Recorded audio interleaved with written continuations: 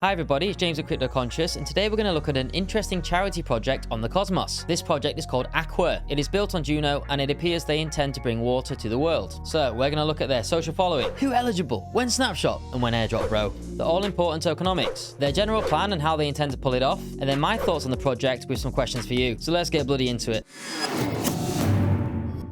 Firstly, social following. They have been around for 1 month and have already obtained 7,000 Twitter followers. Their Telegram has over 2,000 members, and their Discord has an undisclosed number. However, all three mediums have shown very little activity. Moving forward, who eligible? When snapshot? When airdrop bro. So this is the only nugget of information we have right now. So as for who's eligible, it is going to be Juno and Atom stakers. As for when snapshot, soon, my brothers and sisters. And the ultimate question that you're all here for, when the bloody airdrop? And the answer is, I don't know, but as soon as I know, I'll let you know. Next, tokenomics. Like every man and their dog, they want to create a DAO. But to be fair, in the case of a charity or kind of a business/charity, I think a DAO is actually very, very useful, especially if the key contributors are able to decide on what is the most practical use for the investments.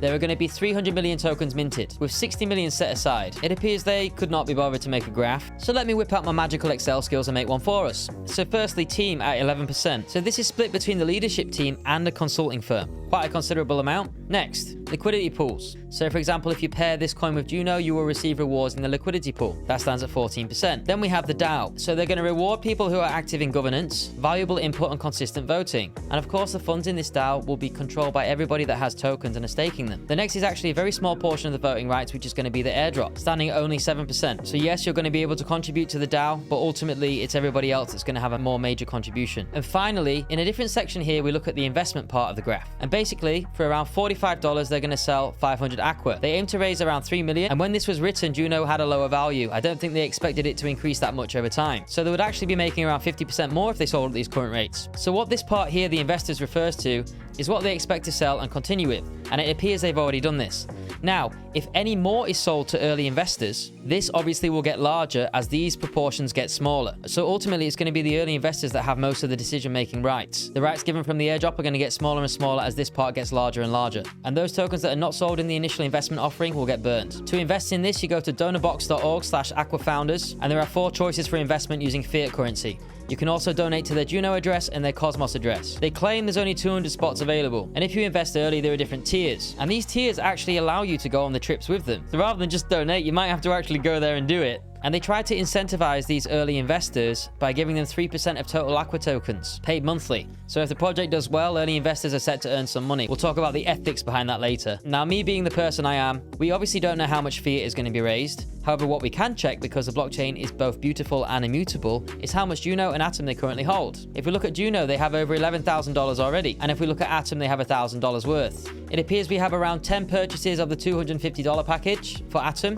So the $250 package seems to be quite successful on Juno too, with around 20 or 30 of those. So there are some investors interesting. Now moving forward, their general plan, and this is very important. So the question is, why do they want this initial investment? They do have a leader by the name of Todd, who appears to have doxed himself. However, he claims to have deleted both his Facebook and Instagram a year ago, which does hold some red flags to me, being the skeptical person that I am. All my stuff is about bribing everyone from all different beliefs.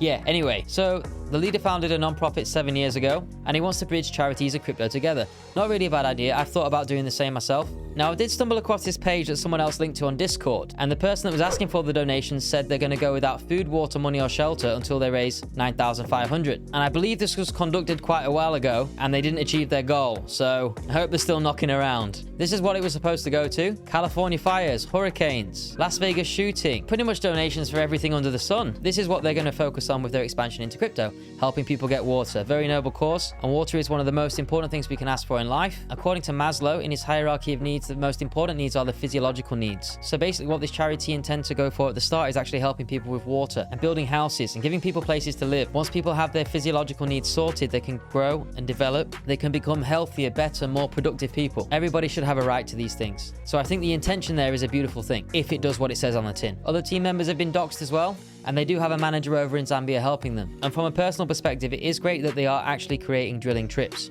We're going to be able to physically see what is occurring with these donations, or should I say, early investments. I would say that many investors probably can't actually go on these trips. with their full-time jobs, but many might be happy to donate. So they intend to encourage people to build houses in Mexico, as well as drill wells in Zambia. So as we can see, it's essentially a charity coin on the cosmos. Now, my final thoughts on the project. Firstly, as a person with a degree in financial management, I have looked at many published accounts of top charities, and I have been quite upset with what I've seen. There is a lot of payments that should not be authorized. Now, fortunately, with the blockchain, we can see everything that's going on, but we cannot see what happens after it's converted to fiat. I'm skeptical of everything, so I want to make sure this cash is not used for first-class fights. I want to ensure it's used as productively as possible to ensure it does what it says on the tin. I find it quite difficult to trust if the person in charge has deleted all their social media. If you intend to run an organization like this through truth and honesty, it would be better to be as honest and forthright as possible to generate trust. And an extension of this would be always publishing the accounts, not just on the blockchain, but the financial records as well. Over time, this would generate much more trust for me, and I will be more willing to donate. Now, this leads on to the next point, and this is a very important point. I kind of see this as a donation. Initially, with the bootstrapping, people are going to invest in this organization in order to get a return. But if it's a charity, is that the right way to do it? I guess it is the right way to do it at the start to encourage people to initially invest. But hopefully over time, people will see this as a donation rather than anything else. I mean, for me personally, Cardano, I actually see Cardano as a bit of a donation because I watched Hoskinson's TED Talk 7 years ago, and I saw that he was trying to put people in Africa on the map financially and education-wise, so everything is recorded on the blockchain. And for me, I thought that was beautiful, and I decided to buy some Cardano and stake it, regardless of the price fluctuations, because I think that the general purpose is beautiful. It's not about making a profit for me, it's about investing in something that you think is good for the future and for helping people that need it. So this project is kind of interesting because obviously there will be speculators that are doing it for investment, and there'll obviously be people that will be donating. And then of course there's the airdrops that actively gets people involved, which is a good thing because it makes more people aware of the project. So where do you stand on this?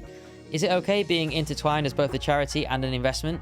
Should they publicize or not publicize their accounts? Anyway, very interesting project today. I do really love charities, and personally I was thinking about doing something like this after a few years, but more related to education and schools, where every single little smidge of financial details are published. Anyway, I hope that was informative. Bit of food for thought. It's James from Cryptoconsh, and I hope you all have a good day.